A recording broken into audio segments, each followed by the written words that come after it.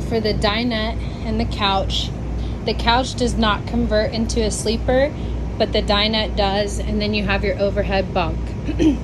So your couch is literally just a couch. You have 2 seat belts, and then on the dinette you have 1 seat belt, so 2 seat belts total. When you're ready to turn this into a sleeper, excuse me, the first thing you want to do is lift up these cushions. They're on a Velcro. So sit them like that. Take the other one, lift it up off the Velcro, sit it like this. Then you would want to look under this, pull it out so it's unlocked. Okay, so it's unlocked, and then I'm gonna push down and lower it right onto these wood panels. These are on Velcro as well. You can tuck in the seat belts so they're not in the way of whoever's using it to sleep.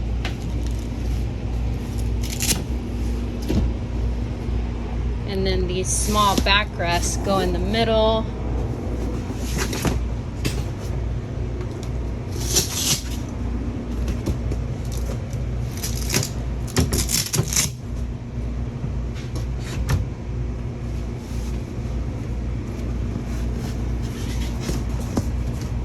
So then it ends up looking like this. Then to convert it back, you just want to do the same thing. Make sure the cushions are out of the way. Pull the table up and lock it. So we're going to do that. We're going to turn it back into a table. Make sure these are out of the way. Oops.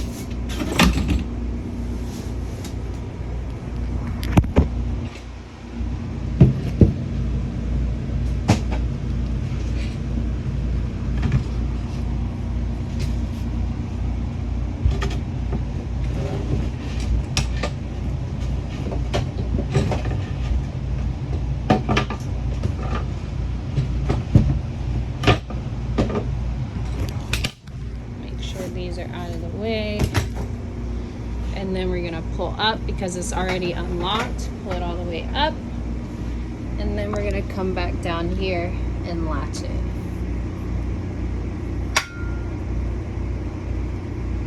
For the overhead bunk, you're gonna see these black latches right here. You push them in to release on one side, and then push the other side to release. Then you pull down, push out, so it looks like that, and then you grab it from the top here.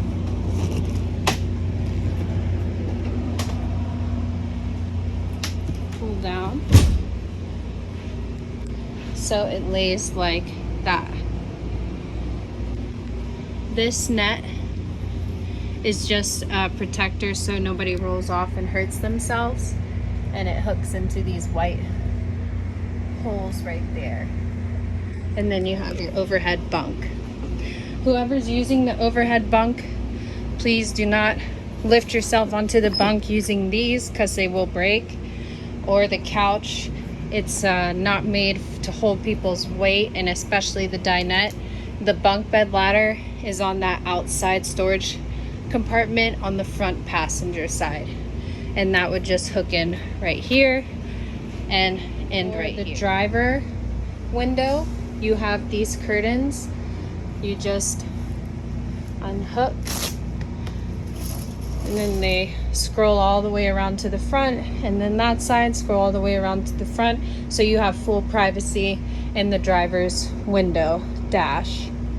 And then just remember, all of your windows in the rest of the RV have the full privacy pull down shades. Your TV remote is right here. So I have the TV on now, and I am going to try and get us some local channels for the antenna on top of the TV. So I'm going to click on source.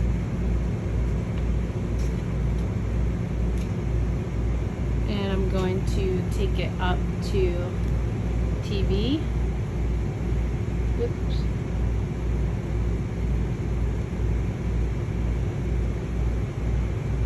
Click on TV.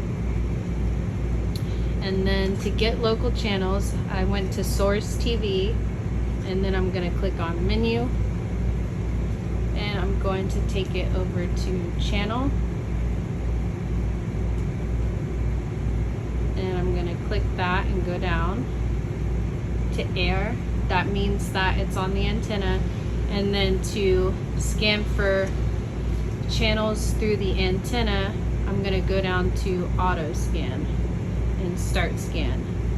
Give it a few minutes, it'll scan for local channels, and then you'll be able to watch TV through local channels. Again, that's going to depend on where you're at. So if you're out in the middle of nowhere, or you're somewhere where, I mean, your phone signal's not too good, you're probably not going to get any kind of channels off of the antenna.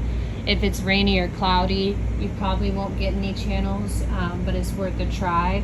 If you are hooking up to the HDMI, you would just go to Source and select the HDMI. If you're bringing your DVD player from home, again, you would go to Source and select that one. And again, your HDMI cords and hookups are in this right above the doorway. Also, you have to make sure that blue light is on for the TV antenna in order for you to pick up any channels on the TV. So right now it's saying that we found about 12 channels.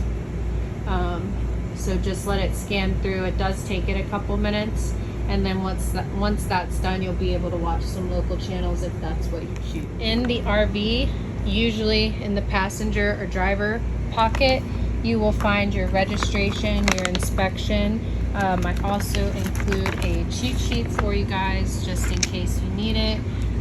So just in case you forget something simple, you can just refer to that.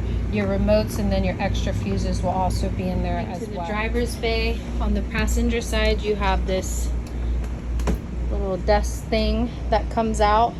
You have some USB chargers behind there. This is for the driver and passenger seat.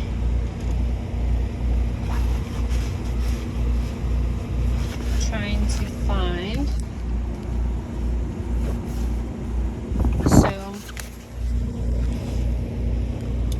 that lever on the right hand side of the passenger seat, that allows you to swivel the chair. So you would just push back on that, and you actually have to be sitting in the chair, and then you can swivel it around to face the back.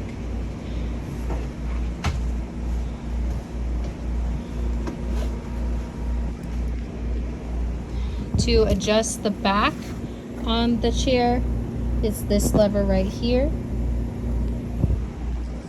And then same for the driver's seat.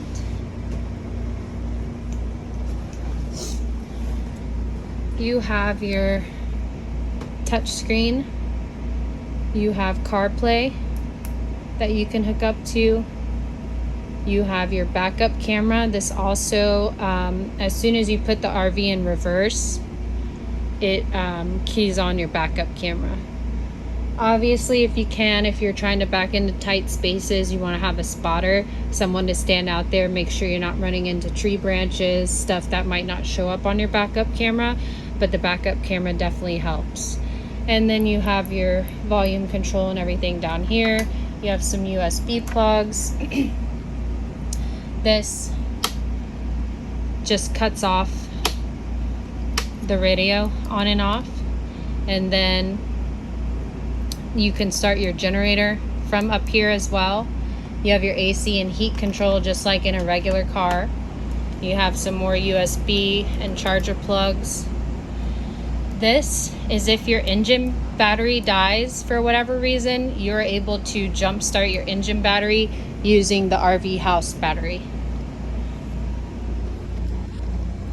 Lights, adjustment for your left and right. This only adjusts your top mirror. Your bottom mirror, you actually have to manually adjust. So you can do that by opening the window, and then the screen opens and you can reach out and adjust it. This is your cup holder. Your emergency brake.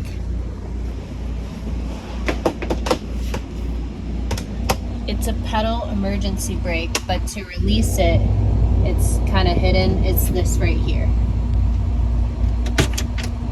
That releases your emergency brake. It's kind of hard to see from the outside because it's hidden under there, but to release it, it's right there. So you just kind of push back behind the plastic and pull that to release your e-brake.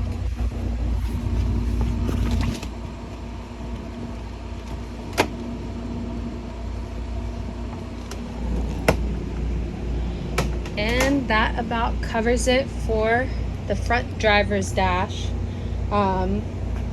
Also your blinker, your windshield wipers right here.